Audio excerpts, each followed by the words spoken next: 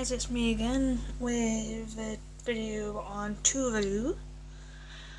And yeah, here we go. And the first settlers to Tuvalu were from Samoa, and who arrived around the 14th century AD, and small numbers subsequently arrived from Tonga, the Cook Islands, Rotuma, and the Gilbert Islands. Narakita, which is the smallest and southernmost island, was uninhabited before European contacts, as other islands were settled by the 18th century, giving rise to the name Tuvalu, or as it kind of translates into cluster of 8 somewhere along the line. As the Europeans first discovered the islands in the 16th century, 3 voyages of Alvaro de Mendana de Neva, but it was only from the 1820s, the visit by whalers and traders, that they were reliably placed on European charts. In 1863, labour recruiters from Peru kidnapped about 400 people, mostly from Nuku'alofa and Funafuti, reducing the population to roughly 2,500, and a few were later recruited for plantations in Queensland, Australia, as well as other places like Fiji, Samoa and Hawaii. And concern over labour recruiting and desire for protection helps the explanation of enthusiastic response to some Samoan pastors of the London Missionary Society, who arrived in the 1860s, and by 1900 Protestant Christianity was firmly established. If you're Protestant, you're not a Catholic, as you don't follow the Pope in Rome. And with imperial expansion, the group known as Ellice Islands became a British protectorate in 1892, and part of Gilbert and Ellice Islands colony in 1916, as there was gradual expansion of government services, but most administration was through island governments, supervised by a single district officer based in Funafuti, as Ellice Islanders sought education and employment at the colonial capital in the Gilbert Group, or in the phosphate industry in Banaba or Nauru. And during World War II, the US forests were based in Namea, Nukafeto and Funafuti, but did not reach the group. And in the 1960s, the racial tension and rivalries over employment emerged between Gilbertese and Ellice Islanders, as Ellice Islanders demanded secession, resulted in a referendum in 1974 as a transition into kind of like a separate colonial status between October 75 and January 76, and the independence of Tuvalu in 1978. And after independence, the main priorities were to establish infrastructure for a separate, if not small, nation to seek, and that we needed foreign assistance to match political independence with economic viability. And yeah, that is a brief history of Tuvalu. Moving on to languages, like I said before, it's comprised of 9 islands, despite the name bringing in 8 islands. Over a land that, a space of 10 square miles, as Tuvalu now has a population of about 11,000. And more than half of it are on Funafuti, which is the nation's capital, as English and Tuvaluan are the 2 official languages of Tuvalu, and there are other languages like Samoan, Kiribati and Gibraltese that are also spoken on the island. As English is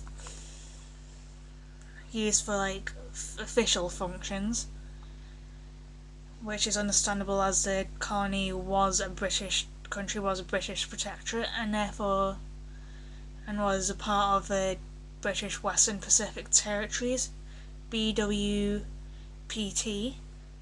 as English is one of the country's official languages, and the language is less popular with locals, and significant efforts have been made to encourage locals to learn and to use English. As such, as the English language is taught in schools as well as a language used to communicate with like tourists and other people.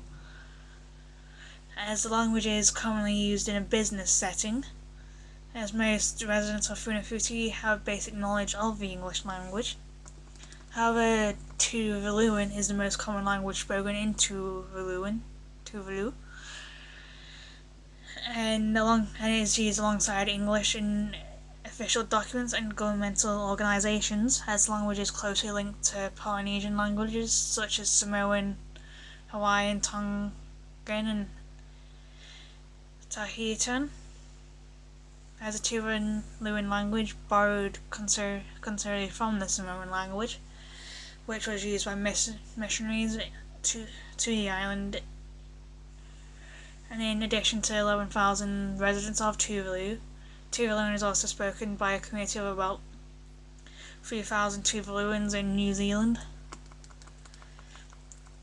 Then there's Samoan, which is the most residents of Tuvalu can speak, which can be attributed to like close ties and links to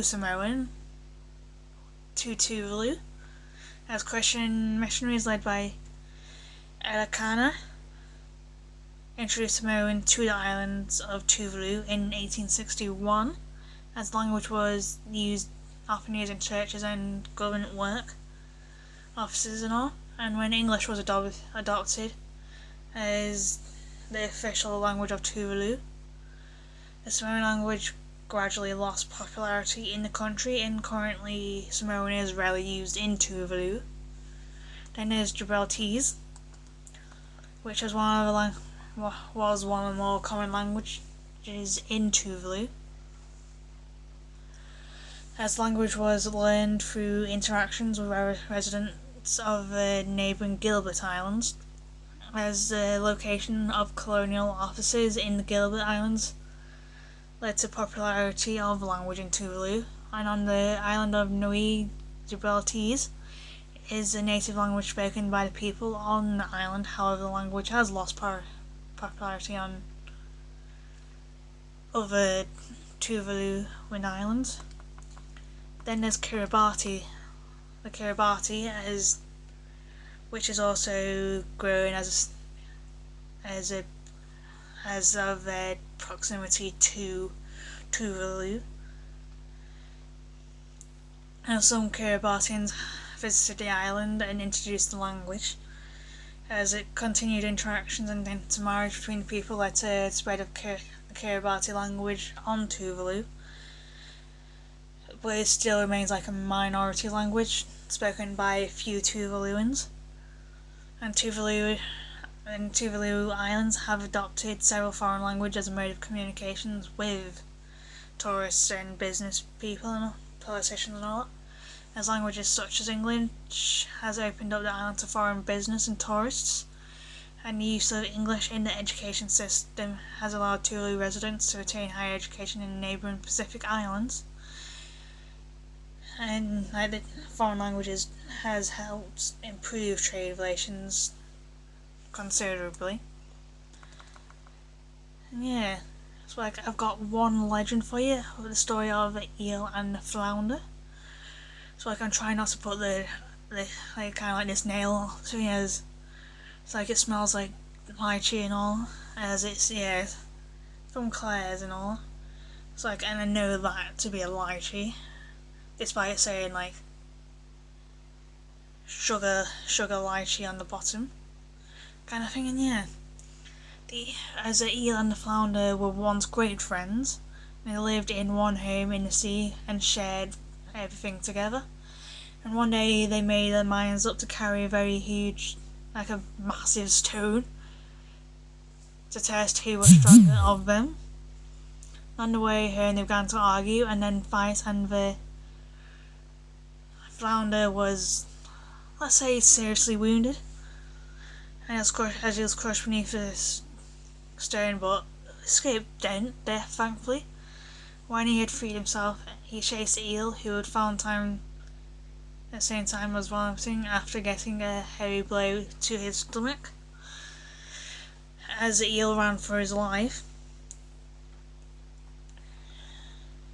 his body became thinner and thinner, and at last, and he kind of found a hole to hide himself in. While the flounder was still looking for him, the eel said some magic words to help him escape. Wide and flat, to feed on you, te ali. Wide and flat, you will never, never kill me. While the eel had said some magic words, the flounder's body became flat, and so provided a model of the flat island of Tuvalu, which would one day be placed in part of the sea. And the eel's own thin round body became a coconut tree, and that is why there's coconut trees on the island Tuvalu. But it does not quite end yet. As the eel went back to the hole in the sea again, it was not satisfied. The eel was not satisfied with what he had done, and when the flounder died, he remembered that very big stone and that he had carried with the eel, and he decided to have a closer look and saw three colours: black, white and blue. And he took the stone and threw it high in the air. It did not fall, but it stuck in space right above him, and he said magic words: black, white and blue, I will always be true to myself and to you, to make you and me friends. And big stone then began to fall down slowly back towards the earth, and when it landed, the eel went to see the stone, and he found it to his surprise that much of the blue part had broken off and had remained in the space to become the sky. This time it stuck on its black side, and it kind of became the night. So the eel said some magic words, and the stone fell down on its white side, breaking the darkness, and so the light came and there was day again. And he was then able to see that if the colours of the stone, the black and the white part, had been torn completely away, leaving only some of the blue part. Again he took the stone and threw it in turn to the north, east, south and west. After the last throw it did not come back. Again he uttered some magic words, and he saw parts of the blue stone lying all around, which became the sea. Again he uttered some magic words, and he saw the parts of the blue stone lying all around. See? He then went to what was left of the stone and broke it into 8 pieces, one for each of the main islands of Tuvalu. And yeah, sorry for repeating anything in that, but yeah, interesting story and all that, and yeah, I'll see you very shortly for Ethiopia. So yeah, bye for now.